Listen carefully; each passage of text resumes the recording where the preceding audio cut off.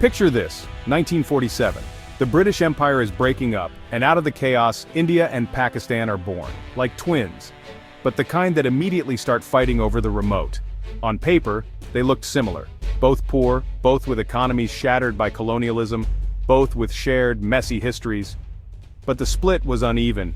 India inherited most of the industrial infrastructure, factories, ports, big cities. Pakistan got mostly farmland, and its territory was split into two wings separated by 1,000 miles. The partition was brutal, millions displaced, violence everywhere. This trauma shaped both nations' identities. For Pakistan, created as a homeland for South Asia's Muslims, survival and identity were everything. Its reason for being was to be not India, fueling a sense of insecurity that shaped every major decision for decades. Meanwhile, India faced a different challenge, uniting hundreds of millions across languages, religions, and cultures. Its answer: secularism and democracy. India bet on pluralism, building institutions to accommodate everyone, however imperfectly. These founding philosophies, Pakistan's religious identity versus India's secular pluralism, set them on dramatically different journeys. The world watched, wondering what these two nations would become. From day one, their paths began to diverge. India's leaders focused on building a diverse, complex society.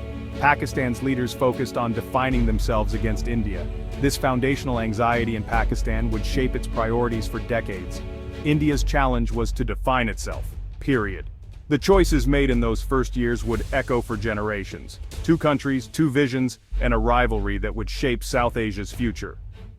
From the start, India's leaders made big bets, investing in dams, steel plants, and elite schools like the IITs, building a foundation for future growth. Pakistan, facing a larger neighbor, prioritized defense. The military dominated budgets, while agriculture fed people and drove exports. These early choices set India and Pakistan on very different economic paths, shaping destinies that still unfold today.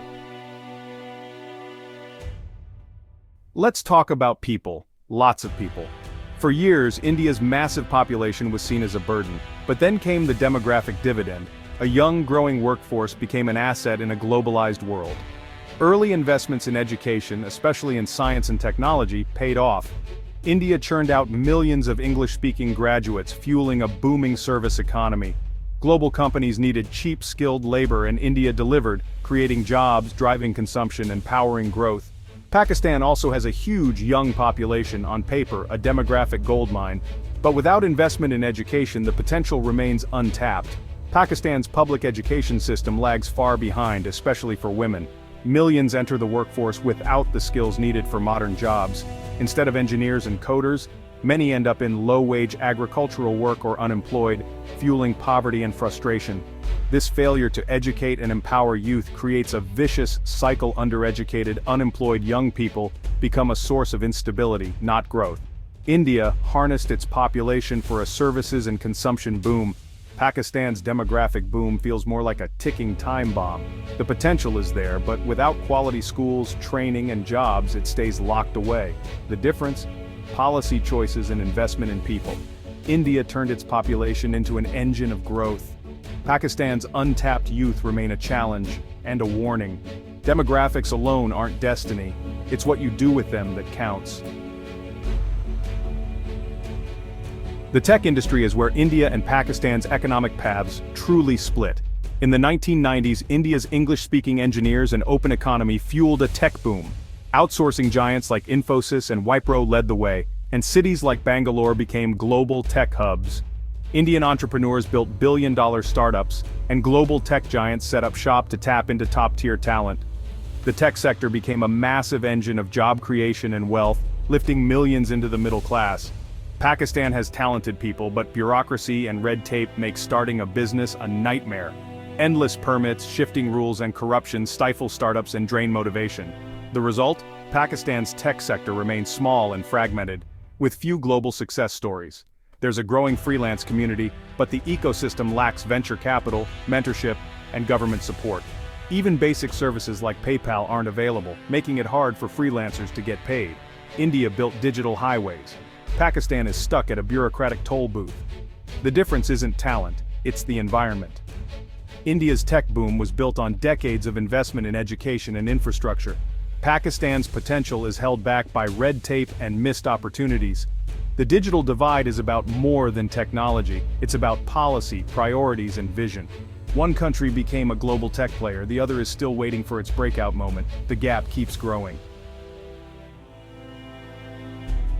Foreign direct investment is a superpower for developing countries, bringing money, technology, and global connections. India opened its doors in 1991, and global corporations rushed in, attracted by 1 billion consumers and a skilled workforce. Special economic zones and incentives fueled a steady flow of investment, modernizing industries and creating jobs. Pakistan, meanwhile, struggled with political instability and security concerns, scaring off most investors. The one big exception, China, through the China-Pakistan Economic Corridor. Billions poured in, but mostly as loans for infrastructure, raising debt and dependency concerns. India attracted a diverse portfolio of global investors. Pakistan's investment landscape is dominated by one powerful partner.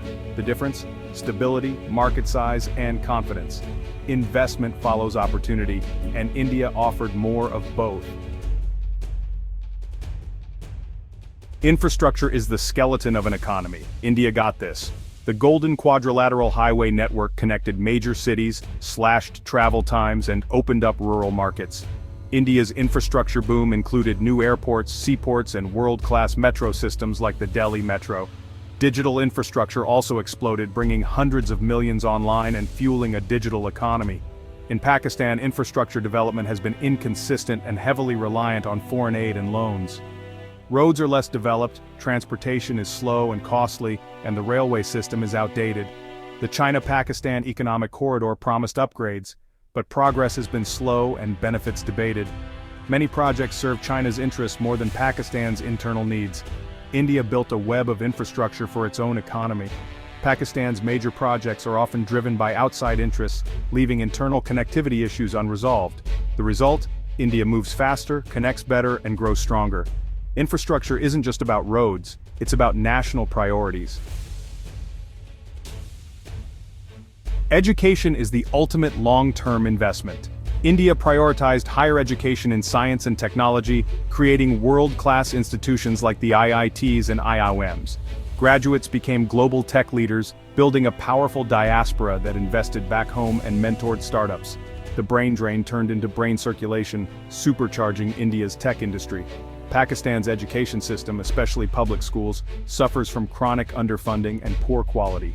Literacy rates are low, especially for women, limiting economic potential. The focus on rote memorization over critical thinking leaves students unprepared for modern jobs. The brain drain from Pakistan is severe, but few return due to ongoing challenges. Without a strong educational foundation, Pakistan struggles to innovate and compete. India climbs the global ladder. Pakistan remains stuck in a low-skill trap.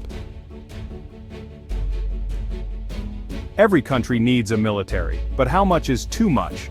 Pakistan's obsession with security has led to a defense budget that crowds out spending on schools, hospitals, and infrastructure. High defense spending has crippled development, creating a stark trade-off: guns over growth. India, despite its own security challenges, keeps defense spending lower as a percentage of GDP and can afford both military and development thanks to a larger, faster-growing economy. India's balanced approach fuels a virtuous cycle: growth funds defense, not the other way around. Pakistan's focus on defense creates a vicious cycle. A weak economy struggles to support a large military, and high defense spending further weakens the economy. The result? India can build highways and aircraft carriers. Pakistan is forced to choose. Economic strength is the real foundation of security. Priorities matter, and they shape destinies. The guns versus growth dilemma defines the gap. After 75 years, India is a rising power. Pakistan struggles with debt and instability. The divergence is no accident. It's the result of choices: investing in people versus military, building institutions versus building defenses. Can Pakistan change course? Maybe, but it would require a fundamental shift in priorities: less security state, more education and opportunity. Tackling corruption, cutting red tape, and making peace with neighbors are essential. There are signs of hope: a young, connected population and a resilient tech community. The lessons from India are clear: invest in people, foster innovation, build infrastructure, and create stability. The future depends on bold choices and new vision. The clock is ticking.